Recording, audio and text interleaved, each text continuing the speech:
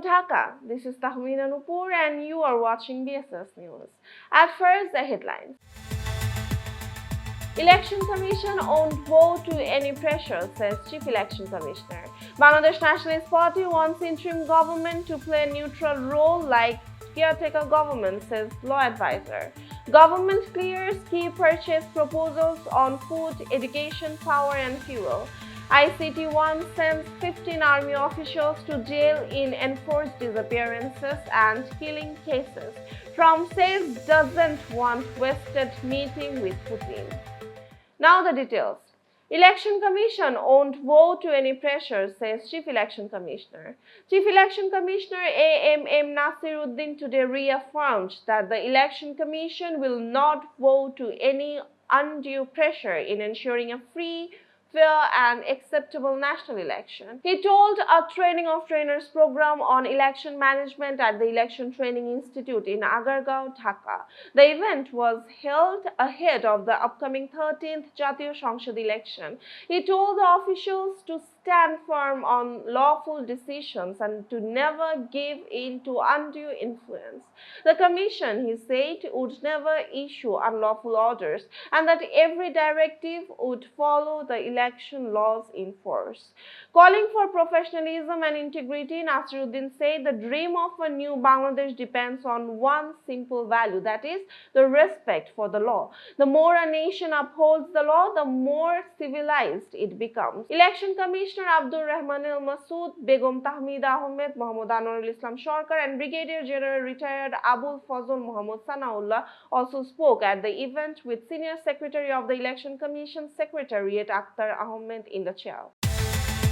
Bangladesh Nationalist Party wants interim government to play a neutral role like caretaker government, says law advisor. Law, Justice and Parliamentary Affairs advisor Dr. Asif Nazrul said today that the Bangladesh Nationalist Party during its meeting with the chief advisor Professor Dr. Muhammad Yunus on Monday evening wanted the present interim government to play a neutral role similar to that of a caretaker government.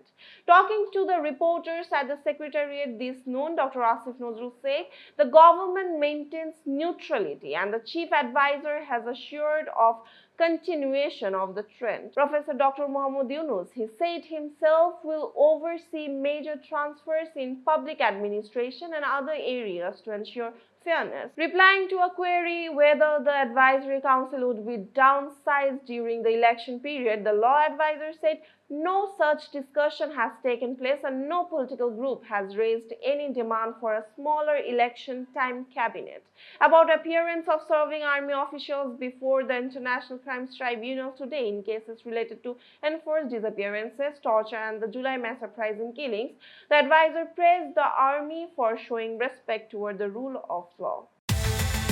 Government clears key purchase proposals on food, education, power and fuel. The government has cleared several major purchase and policy proposals today, from rice imports to textbook printing, fuel supply and even new power and infrastructure projects. The decision came from two key virtual meetings chaired by Finance Advisor Dr. Salauddin Ahmed. The Advisors Council Committee on Government Purchase has approved the import of 1 lakh metric tons of rice, both non-Basmati and Ato varieties, worth over 446 crore taka. According to the Cabinet Division officials, 50,000 tons of non-Basmati parboiled rice will be brought in through an international tender. The other 50,000 tons of Ato rice will come from Myanmar under a government-to-government deal. The committee also gave a go-ahead to a major infrastructure project under the Bangladesh Economic Zones Authority. Access roads will now be built for the Mishorai 2A and 2B economic zones in Chattogram at a cost of about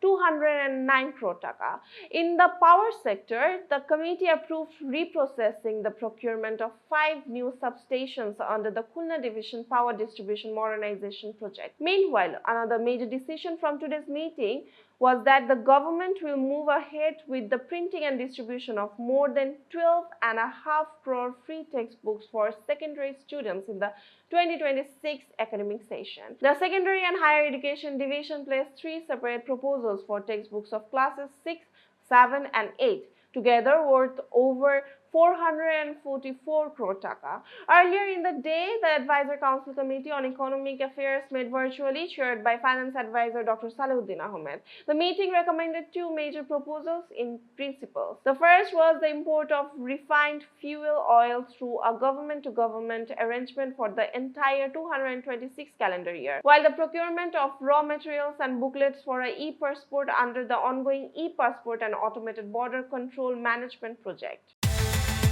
ICT-1 sends 15 army officials to jail in enforced disappearances and killing cases. The International Crimes Tribunal 1 in Dhaka today sent 15 Bangladesh army officials to jail, showing them arrested in 3 separate cases over enforced disappearances, torture, and a killing during the July mass uprising. The order was passed this morning by the tribunal chairman, Justice Mohammad Ghulam Mortuza Mojumdar.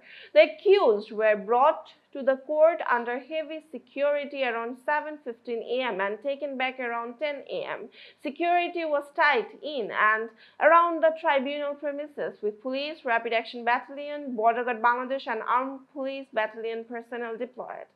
The hearing for the two cases related to the Task Force for Interrogation Cell and Joint Interrogation Cell has been adjourned till 20th November, while the Rampura killing case will be heard again on 5th November. Chief Prosecutor Mohammad Tajul Islam appeared for the prosecution and said the Bangladesh Army had extended full cooperation in detaining and producing the accused before the tribunal. This support, he said, reflects the Army's respect for the country's judicial process.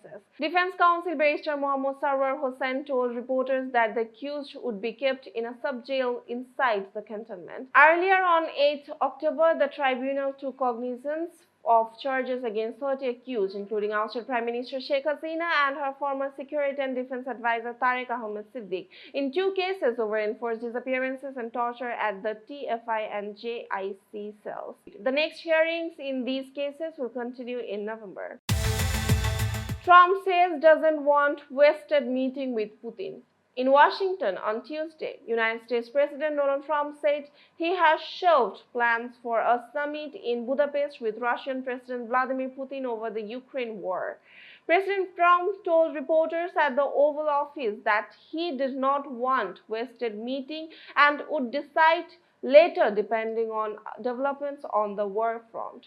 Our White House officials confirmed there are no immediate plans for such a meeting. Meanwhile, the White House said United States Secretary of State Marco Rubio and Russian Foreign Minister Sergei Lavrov also canceled their preparatory talks. Trump reportedly urged Ukrainian President Volodymyr Zelensky during talks in Washington last Friday to consider giving up the eastern Donbas region in exchange for peace, a claim shared by a senior Ukrainian official.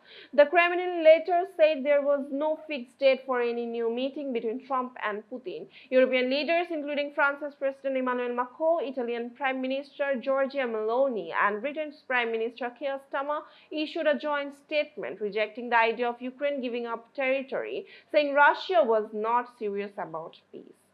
That's all for today. For more information, visit bssnews.net. Thanks for watching.